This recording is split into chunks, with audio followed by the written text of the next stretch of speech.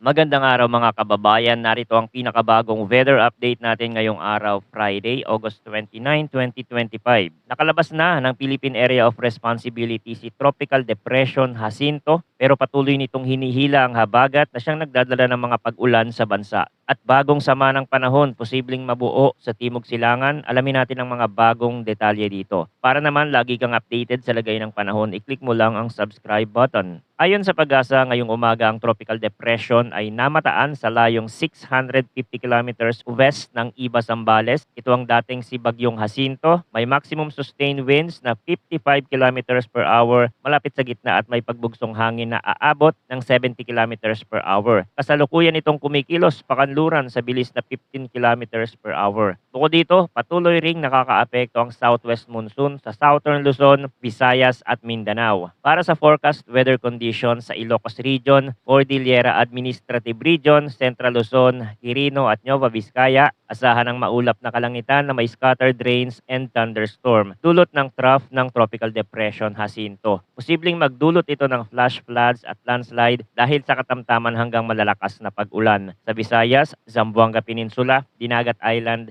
Occidental Mindoro at Palawan, magiging maulap din ang kalangitan na may scattered rains and thunderstorm dulot ng southwest monsoon. Posibleng magdulot ito ng flash floods at landslide dahil sa moderate at minsang malalakas na pag-ulan. Sa nalalabing bahagi ng Cagayan Valley, partly cloudy to cloudy skies na may isolated rain showers o thunderstorm ang mararanasan dulot din ng trough ng tropical depression. Samantalang sa Metro Manila at sa nalalabing bahagi ng bansa, partly cloudy to cloudy skies na may isolated rain showers at thunderstorm dulot ng southwest monsoon. At may banta pa rin ng flash floods at landslide kapag mas malakas ang pag-ulan. Para sa forecast wind and coastal water conditions, sa northern Luzon, moderate ang bilis ng hangin mula southeast hanggang east at moderate din ang kondisyon ng dagat na may taas ng alon na 1.2 hanggang 2.5 meters. Sa Visayas at nalalabing bahagi ng bansa, moderate ang bilis ng hangin mula southwest hanggang south at moderate ang karagatan na may taas ng alon na 1.2 hanggang 2.5 meters. Sa Mindanao, light to moderate ang hangin mula south hanggang southwest at light to moderate ang dagat na may taas ng alon na 0.6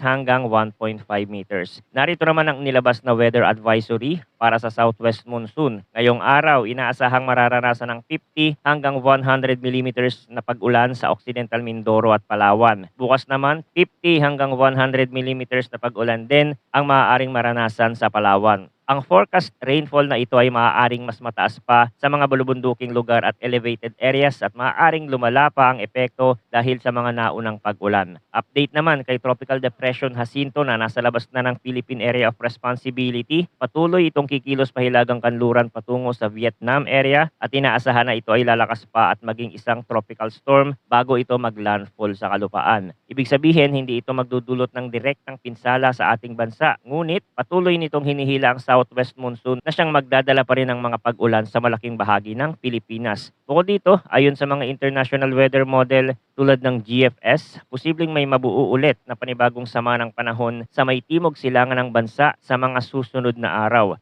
Ang sistema na ito ay posibleng pumasok sa Philippine Area of Responsibility at meron ding posibilidad na ito ay maging ganap na bagyo. Sa ngayon, ang pinakamahalagang bantayan ay ang epekto ng southwest monsoon na patuloy na pinalalakas ng mga weather disturbance na ito. Inaasahang magiging maulan pa rin sa ilang bahagi ng bansa, lalo na sa mga rehiyon na binanggit sa forecast. Dapat manatiling alerto ang publiko sa mga posibleng pagbaha at pagguho ng lupa. Kaya't mahalaga ang patuloy na pagmamonitor sa mga susunod na ulat ng panahon mula dito sa ating channel para sa pinakabagong impormasyon. Lagi po tayong maging handa. Maraming salamat sa inyong walang sawang pagtutok at huwag kalimutang mag-ingat kapag masama ang panahon.